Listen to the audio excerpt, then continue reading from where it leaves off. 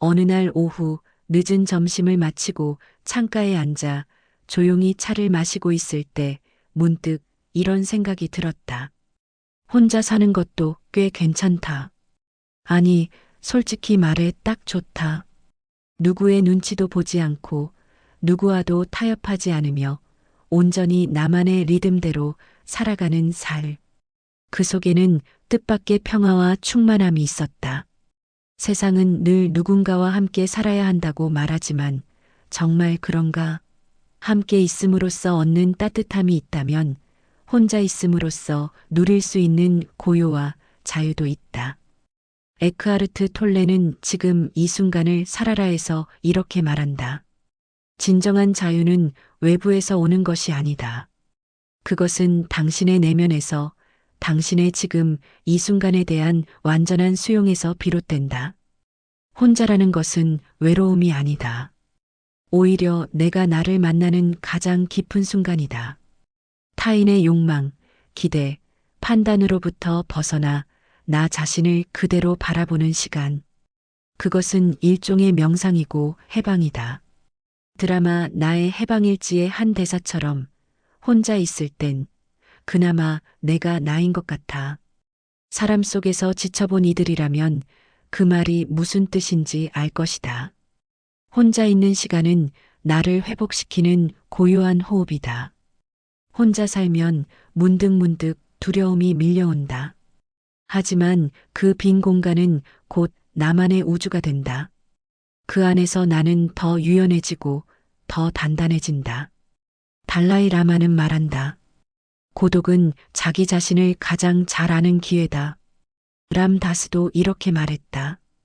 고요 속에서 비로소 우리는 진실한 자기와 만난다. 불교에서는 자등명 법등명이라 하여 외부의 의존이 아닌 내 안의 빛을 따르라 한다. 예수는 광야에서 홀로 기도하며 자신의 길을 찾았고 붓다는 보리수 아래 홀로 앉아 깨달음을 얻었다. 성인은 언제나 고독 속에서 성장한다. 혼자는 위기이면서도 기회다. 사강은 한 달 후, 1년 후에서 이렇게 썼다. 나는 혼자 있는 시간이 가장 좋다. 내가 좋아하는 음악을 틀고 내가 좋아하는 책을 읽으며 아무에게도 설명하지 않아도 되는 기분으로 하루를 보낼 수 있다. 혼자라는 건 선택의 자유를 가진다는 의미다. 아침을 거르고 늦잠을 자도 누구도 잔소리하지 않고 야근 후 귀가에 라면 하나 끓이며 드라마를 정주행하는 밤에도 죄책감은 없다. 매 순간이 나의 선택이고 나의 책임이다. 그것은 때때로 무겁지만 동시에 놀라운 해방감을 준다. 영화 줄리에타에서 주인공은 말한다. 내가 혼자일 때 비로소 내 감정이 무슨 말을 하는지 들린다. 우리는 너무 많은 말들 속에서 산다. 타인의 기대, 사회의 기준, 주변의 목소리. 그 모든 소음으로부터 잠시 벗어나야만 들리는 진짜 나의 언어가 있다. 혼자 살아가다 보면 삶의 속도가 자연스럽게 느려진다. 누군가를 배려하며 조율해야 할 일이 줄어들고 그러다 보니 하루의 길이도 달라진다. 빨리 가야 할 이유가 없을 때 우리는 더 깊이 살아갈 수 있다. 헨리 데이비드 소로우는 월든에서 말했다. 나는 삶을 철저히 단순하게 살고 싶었다. 삶의 본질만을 마주하고 필수적인 것 외의 모든 것은 걷어내고 싶었다.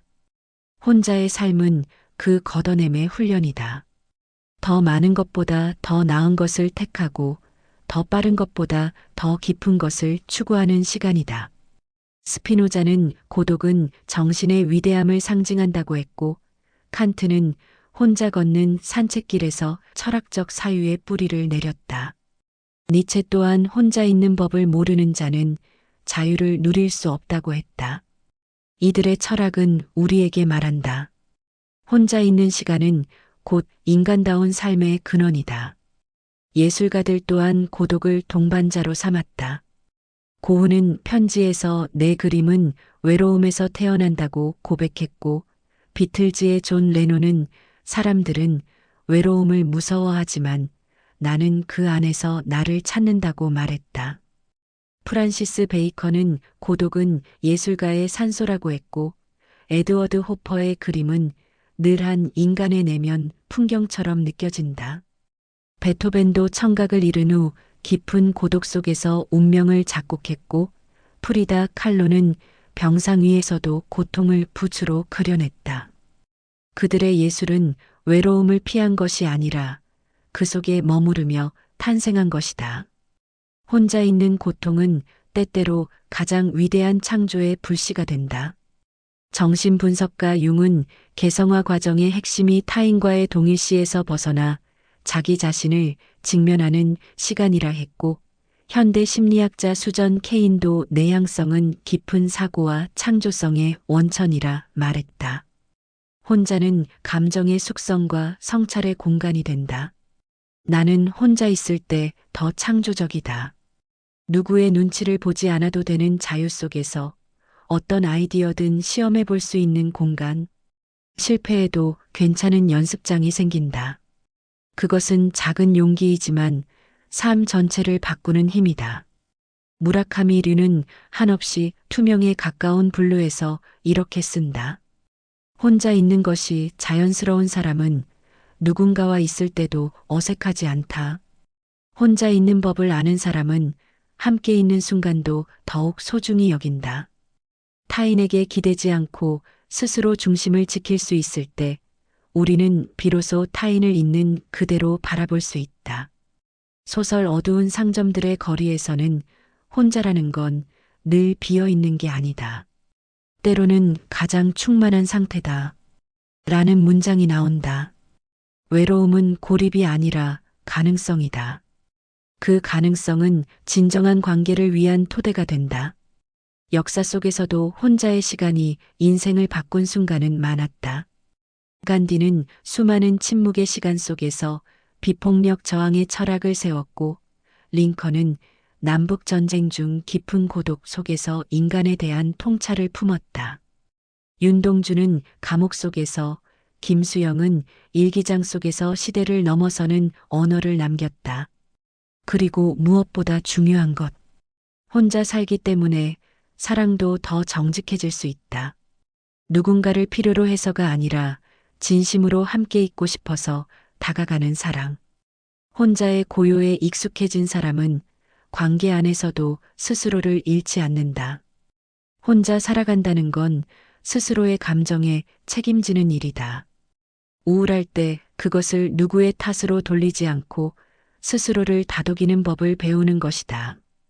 외로울 때 그 외로움을 채우기 위해 누군가를 찾기보다는 그 감정을 들여다보며 나를 이해하는 쪽을 택하는 것. 엘렌 와츠는 말했다.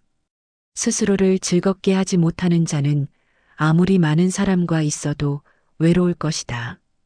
그 말이 뼛속까지 와닿는다.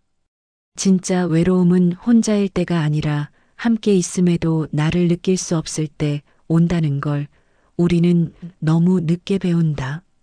철학자 에피테토스는 말했다. 너는 내 통제 밖의 것들을 포기할 수 있을 때 진정한 자유를 얻는다. 이것은 곧 외부에 의지하지 않고 스스로를 돌볼 줄 아는 고요한 힘을 뜻한다. 불교, 기독교, 도교, 힌두교에 이르기까지 모든 종교는 어딘가에서 혼자의 시간을 권한다.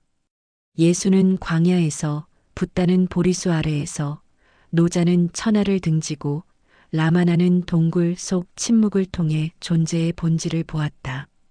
혼자는 성찰을 위한 토양이고 신과 마주하는 문턱이다. 예술작품 속 고독은 우리에게 또 다른 시선을 준다.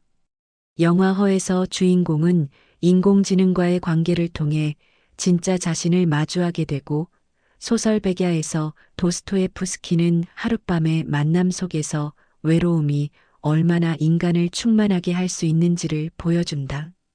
영화 파터슨에서는 반복되는 일상 속 고요한 관찰이 시가 되고, 나 다니엘 블레이크는 고립된 인간의 삶 속에서도 존엄과 연대가 살아있음을 보여준다. 혼자 있는 삶에는 일상의 사소한 것들이 특별해지는 힘이 있다. 이른 아침 창문 너머로 비추는 햇살에 눈을 뜨고 조용히 커피를 내리는 시간. 그 모든 순간이 더 이상 당연하지 않고 오롯이 나만의 축복처럼 느껴진다. 그러니 나는 오늘도 이렇게 말할 수 있다. 혼자 살아도 괜찮다. 아니다. 혼자 살아서 더 좋다. 혼자 있는 시간이 쌓여 나를 채우고, 나를 알아가고, 나를 존중하는 삶이 된다면 그 삶은 결코 부족하지 않다. 오히려 가장 정직하고, 가장 자유롭고, 가장 인간적인 삶일지도 모른다. 혼자라는 단어에 담긴 외로움이 아니라 혼자라는 상태에 깃든 가능성을 볼 수 있다면 우리는 더 이상 그 단어를 두려워하지 않게 될 것이다. 혼자 사는 삶은 어쩌면 우리가 인생에서 한 번쯤은 반드시 경험해야 할 가장 중요한 수업이다. 그 수업이 끝난 뒤 우리는 더 나은 자신으로, 더 넉넉한 사람으로 누군가와 마주할 수 있을 것이다. 혼자 살기 딱 좋다. 구독과 좋아요는 영상 제작에 큰 힘이 됩니다. 감사합니다.